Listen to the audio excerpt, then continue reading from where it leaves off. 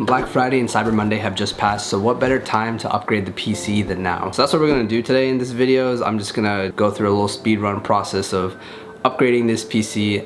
About a year ago, I posted this video of me building my first PC ever, and that's that PC that's sitting right here. But since then, there have been quite a number of changes. Namely the graphics card, the 3070 that my friend Victor was able to cop. Shout out Victor, thank you so much for that. And you can check out his YouTube channel where he posts videos of him after he builds keyboards and does sound tests, and they're really satisfying to listen to. So I'll drop that link below and just throw up a picture of what his channel looks like right here. But anyway, last time back in April we speedrunned this PC build, and since then a lot has changed, right? Since then, the new 30 series graphics cards came out. Since then, we've had a silicon shortage across the world. A lot has happened. So in this video, this is basically the haul of things I got to upgrade my PC over the recent Black Friday and Cyber Monday deals. One of the main things I needed was extra storage on my computer. I had M.2 drive on the motherboard purely just for system files and software. And I use a internal 2 terabyte SSD to store basically all my video projects and games and schoolwork, etc. And today that's about to change, right? So 2 terabytes, that's a lot of space, but that's not nearly enough to play games like Warzone and the new Halo Infinite, which I really want to try out, and keep all of my other games and video projects on the same drive at the same time. So during Black Friday sale, I was able to pick up a 1 terabyte SSD where I will just store all my games on that 1 terabyte drive and leave the 2 terabyte drive for video projects and school documents. So today we're going to go through the process of fixing that up.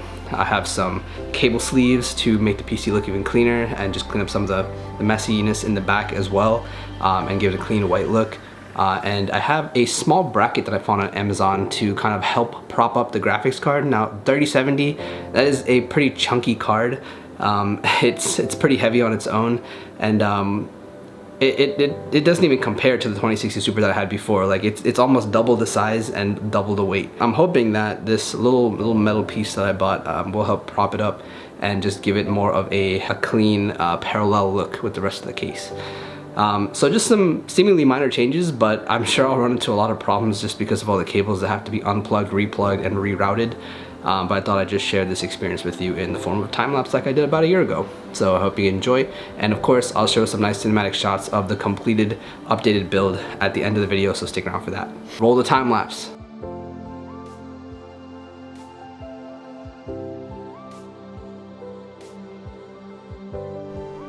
So I decided to add a little bit of voiceover for this just to contextualize what's going on in my mind while I'm making the updates to this PC. So first, of course, I started by taking off the faceplate, and I tried to just get a bunch of dust out of the PC as much as possible.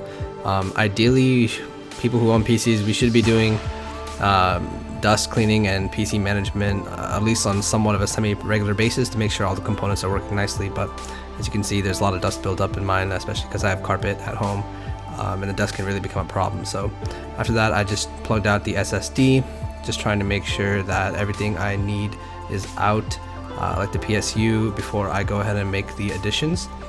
So here I'm just finding all the cables I need to find to take out from the PSU so I can put the SSDs on a bracket and then attach them again afterwards.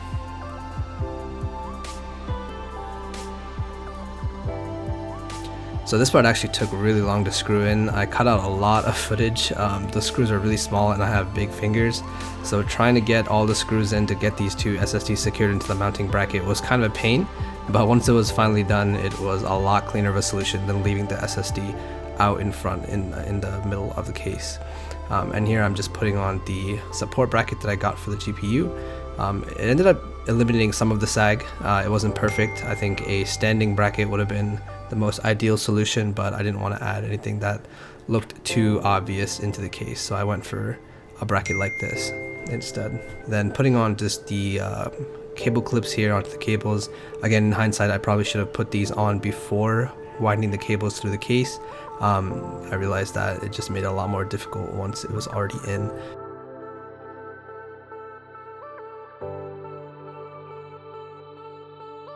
So for future reference, definitely put the cable clips on before, and I did that for the motherboard pins here, and that actually made it a lot easier. Another good tip, it can be really helpful to flex the cable extensions before putting them in. These particular ones happen to be really stiff, so I had to do a lot of manual flexing so that it could fit in properly without any issues. And my dad was here to help me out with a bunch of this stuff, so you can see his hands in there as well as mine. But yeah, once all of that was in, it was time to put the PSU back in, and there it went, plugging in on making sure all the cables are somewhat neat. I kind of gave up on that part as well. At this point, I was pretty fed up with the rest of the process. Cut out a lot of dead footage here that just was problem after problem, but we tried our best to kind of clean up the cables in whatever arrangement they already were without plugging everything out of the PSU and the motherboard fans. And eventually we just decided to stick the case back on to see if it would fit, and thankfully it did, so that was good enough for me.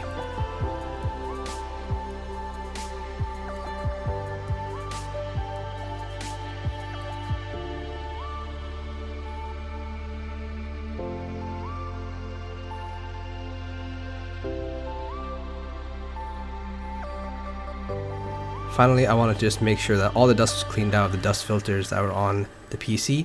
So I took those and ran them under water and used an old toothbrush to scrub out as much of the dust as I could. And when I put them back on, they were like brand new.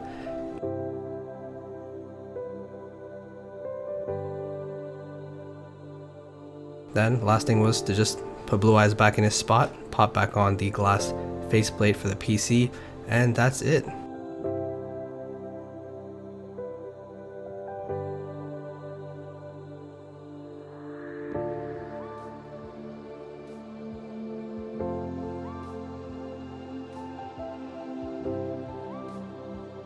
So there's the final product. That was actually a little bit more of a pain than I thought it would be. Honestly, when you read these things online, you know, it seems pretty easy. You just buy the product and install it, but there's always something that will go wrong. But it's okay, everything is good now. It's all fixed up. So now basically I have an extra terabyte of space where I can split up my games and my video projects. I've got a little bit of extra support for that 3070, so gravity doesn't keep pulling it down. Yeah, and the white sleeve cables, I ended up only using 3 of them, right? So I used 2 of them for the GPU and the 124 pin for the motherboard to go to the power. But I think it looks pretty clean. When I got the 3070, I ended up routing the cables up instead of down because I didn't want to block the 3070, but then I realized it would look a lot cleaner if I brought it down, and it would give Blue Eyes more space to stand inside the case. So that's what I ended up doing. I ended up routing it down and you know, working with those cables. Again, I thought it was gonna be plug and play. Now you gotta like make sure you line up the pins properly, use the combs and like flex it and all that.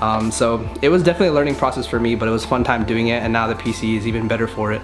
So thanks for joining me for PC build version 2.0, I guess. And if I have any significant PC updates in the future, you'll be sure to hear from me about it, just for posterity, just so I can have this in my digital record. I'll catch you guys in the next video. Thank you for watching. I hope you found this video to be at least a little bit entertaining or informative.